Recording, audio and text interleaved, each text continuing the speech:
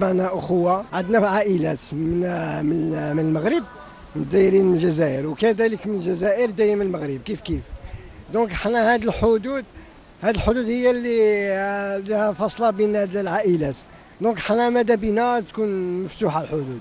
فتح الحدود أو غلقها يعني ما حلش مشكل كبير في الحقيقة، يعني أنها مغلوقة، ولكن من نواحي أخرى، ولا أقول ناحية واحدة مفتوحة.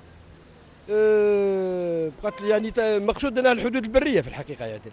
ولكن أنا صدقني ورحت المنطقة هذيك وكذا، الحدود راهي مفتوحة بأساليب أخرى، يعني أنا نظن السلطات هي اللي أدرى يعني. أنا شخصيا ضد، يعني لأن زادت الأمر راح يتفاقم، يعني اللي راه موجود التهريب، يعني هو المشكل تاع التهريب بجميع أنواعه. راهي هكذا وما فرتش، يعني إذا زدنا فتحناها أظن ستكون الأمور أكثر كارثية. الموضوع راهو شويه حساس، على خاطرش كمواطنه جزائريه راني ما بين وبين القضيه مع الشعب المغربي الشقيق، ما عندنا حتى مشكل معاه، كونتخير احنا اشقاء وخاوتنا ونروحوا عندهم ويجوا عندنا وسا سو باس تري بيان، يعني الحق ما شاء الله. لكن قضيه سياسيه قضيه اخرى، ما غلقناش احنا حتى هما اللي بداوا، وعلى هذا الموضوع اكسيون رياكسيون كما قلت ما فيها حتى نقاش. وعندنا مشاكل بزاف مع الحدود، راهم مع المخدرات راهم دايرين حاله في الشباب تاعنا، وراهم يعطيك الصحه. سي سورتو سا باسكو انا نشوف رانا كان كومون دير لي ريزو سوسيو راهم يوروا لي سوجي بلي كاين تواطؤ كبير، يفون تو كسا سوا في لا دروغ، السلاح، الارهاب، بزاف. حنا عشنا سوفيزامون دو بروبليم، سي بون دوك الى المخزن يولي في حالته الطبيعيه ان شاء الله. ماذا بينا ما احنا ماذا بينا الاتحاد تاع المغرب الكبير، هذا ماذا بينا، بصح الا كانت الامور كيما هكذا رانا تخي بيان. انا بور موا تقعد مغلقه سي ميو، باسكو وشاو يجي من تم حاجه ما يتفرح صراحه. انا نشوفوا من جهه المغرب كامل غير المخدرات، بزاف عفايس. المهم حاجه ماشي مليحه اكثر من حاجه اللي مليحه اللي راهي تجي ملتم، يبقى دو بريفيرونس يقعدوا هكا خير، وموا تصنظف شويه الحاله ومن بعد يعاودوا. باسكو نقول لك بالك باسكو عندهم التاويل، الدوله تاعهم قايمه مادام حل الحدود يعرفوا واش يجيها من الحدود. عندهم كما نقولوا عندهم عسه، عندهم حنا كتشوفوا يجوا غير المصايب. ولادنا لا جينيراسيون تاع دوكا ضايعه غير من الحدود هذو تاع المروك، شاو يدخل منها، خلي تهريب الوقود وتهريب شحال من حاجه راهي تتهرب غير من التم. بون مشكل الحدود الجزائرية المغربية مشكل قديم يرجع إلى علاقات تاريخية بين البلدين، بين نظامين. عندما نذكر مشكلة فتح الحدود نذكر الحسن الثاني، حيث الحسن الثاني كانت له نوايا خبيثة تجاه الجزائر. نذكر منها مشروع مغربة وهران، هذا المشروع الذي هو الذي أدى بتطور العلاقات بين البلدين.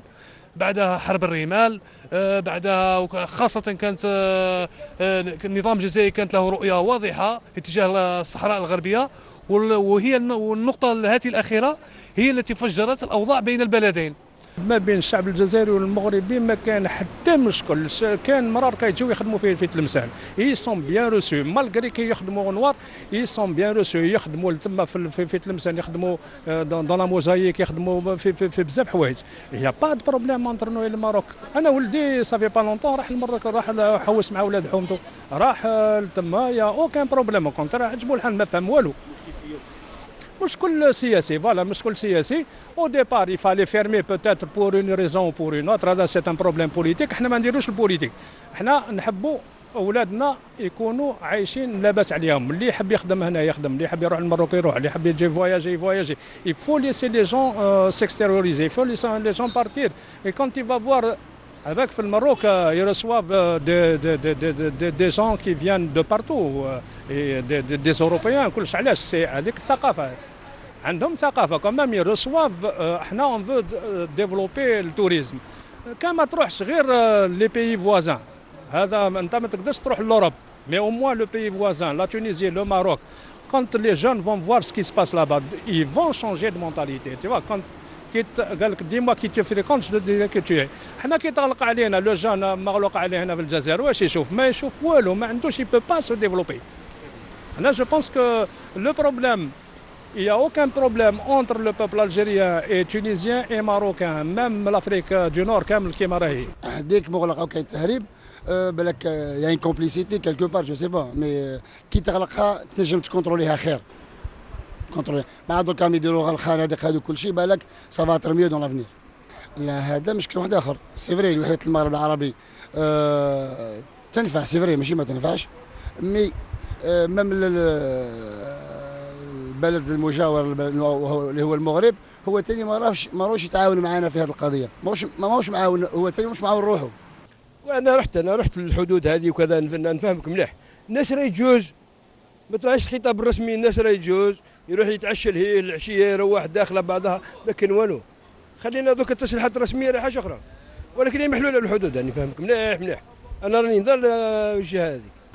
انا شخصيا مع فتح الحدود ما بين الجزائر والمغرب باسكو يعني يكون يحلوا الحدود مليحه للشعبين تاع البلدين تاع المغرب وتاع الجزائر ومليحه من الاقتصاد تاع البلدين نستفادوا منها كي حنايا كي المغرب باسكو كاين جزائريين يحبوا يروحوا للمغرب على من اجل السياحه ولا مليحه لهم وكاين مغربيين يحبوا يجوا لهنا الاقتصاد كاين كما كاين احنا مشكل هنا في الجزائر تاع نقص يد العامله كاين مغربيين يخدموا مليح كاين لهنا تجاهم يجوا بلا بغرق الحدود راهم يجوا حارقين ويجوا يخدموا لهنايا يخدموا بلا كوارط وراهم يخدموا لهنا في الجزائر يسمى مليح كي يحلوا الحدود ماذا بينا يجوا ناس يجوا بكوارطهم يخدموا لهنا وهم جزائريين حنا ماذا بينا كي يروحوا لتما المغرب يروحوا بكوارطهم يروحوا حواسين يروحوا ما على باليش ما كان حتى سلبيات وكاين يقول لك بلي كاين سلبيات تاع لا دروغ وكاع لا دروغ حنا دوكا حنا المخدرات انا نشوفوا بلي الحدود راهم مغلوقين الحدود راهم مغلوقين يدخل المخدرات كل يوم يحكموا القناطير تاع المخدرات يعني هذه حاجه باينه ولا كانت الحدود محلوله ماشي الناس راح تدخل من على طريق الا لا دوان ويدخل معها المخدرات يعني الناس التهريب يكون على الحدود هذيك يعني